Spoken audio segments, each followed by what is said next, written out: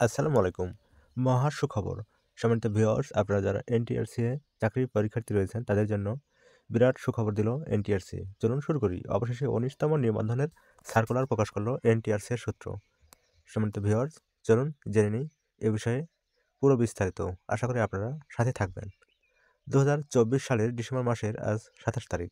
যারা এনটিআরসি চাকরি পরীক্ষার্থী রয়েছে তাদের জন্য বড় সুখবর দিল এনটিআরসি এর সূত্র।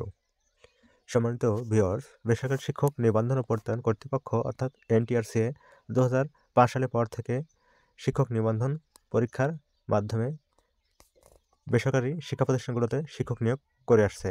এনটিআরসি সূত্র বলছে, সামনের বছর বা জানুয়ারি থেকে ফেব্রুয়ারি এর প্রথম সপ্তাহে ১৯তম শিক্ষক নিবন্ধন পরীক্ষার নতুন সার্কুলার দেবে এই এনটিআরসি সূত্র এটা বলছে। তো ভিউয়ার্স, এই ছিল আজকের সর্বশেষ এনটিআরসি এর আপডেট। সবাই ভালো থাকবেন। এনটিআরসি সার্কুলার প্রকাশিত হওয়ার সাথে সাথে আপনাদের সাথে শেয়ার করবো ইনশাআল্লাহ। সবাই ভালো থাকবেন। ধন্যবাদ।